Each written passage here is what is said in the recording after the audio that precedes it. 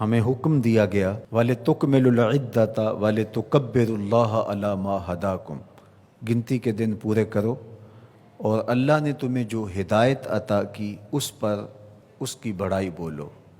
اس پر تکبیر بولو۔ گنتی کے دن 29 ہیں یا 30، ثواب 30 کا ہی عطا کیا جاتا ہے۔ وَلِتُكَبِّرُوا اللَّهَ عَلَى مَا هَدَاكُمْ، جو تمہیں اس نے ہدایت عطا کی اس پر اس کی بڑائی بولو۔ اللہ اکبر اللہ اکبر لا الہ الا اللہ واللہ اکبر اللہ اکبر وللہ الحمد، یہ اس آیت کریمہ پر عمل ہے۔ عید کا دن اللہ کی رحمتوں کے نزول کا دن ہے، اور یہ دن ہمیں صدقہ فطر کی ادائیگی کا حکم دیتا ہے۔ صدقہ فطر ایک تو غریبوں کو عید کی خوشیوں میں شامل کرنے کے لیے ہے، اور دوسرا روزے کے اندر جو ہم سے کوتاہیاں ہو جاتی ہیں یہ اس کا کفارہ بن جاتا ہے، اور روزوں کی قبولیت کا سبب اور ذریعہ بن جاتا ہے۔ یہ بات ذہن میں رکھیے گا کہ عید کے موقع پر ہمیں غرباء کو، مساکین کو، معاشرے کے ان طبقات کو یاد رکھنے کی تلقین کی گئی ہے جو کسی وجہ سے عید کی خوشیوں میں شامل نہیں ہو سکتے، معاشی بحرانوں کا اور کمزوریوں کا شکار ہیں۔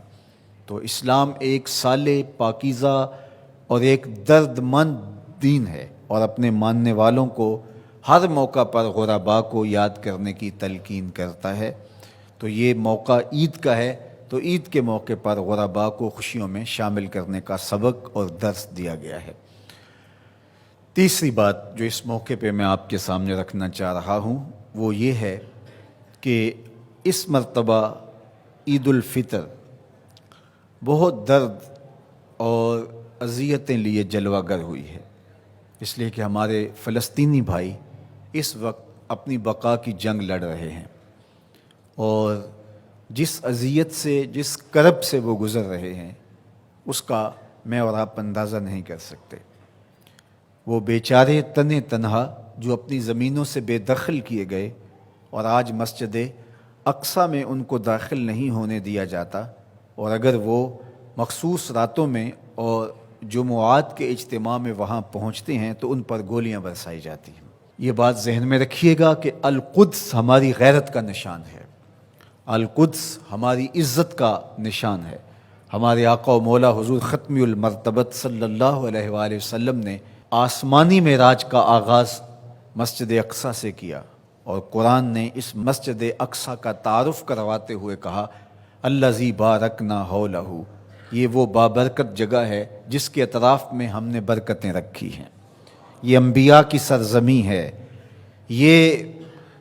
محبت انوار ہے، یہ ارض شام، فلسطین شام کا ہی حصہ ہے،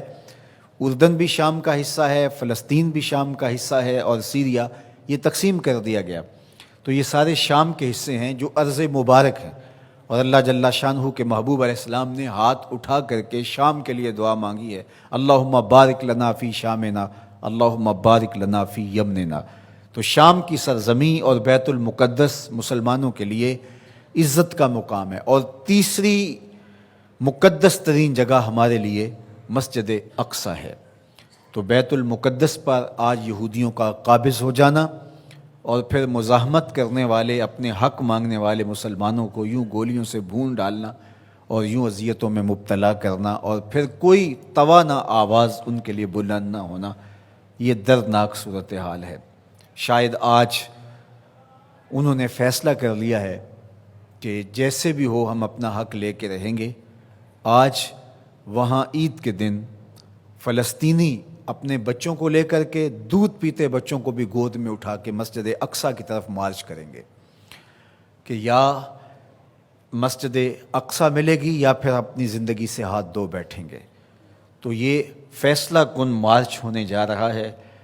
پورے عالم اسلام میں اضطراب ہے، ہم بے بس اور مجبور لوگ کیا کر سکتے ہیں ان کے لیے،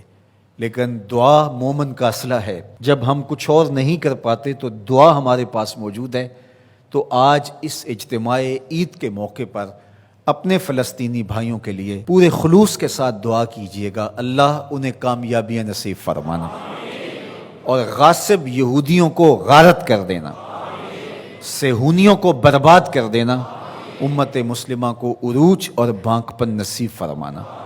اللہ ان کو آبرو دینا، مسجد اقصیٰ کی آزادی نصیب کرنا، اور ہمیں وہ بہاریں، وہ عزتیں، وہ وقار نصیب کرنا کہ ہم وہ دن اپنی آنکھوں سے دیکھ سکیں کہ مسجد اقصیٰ آزاد ہوئی ہے۔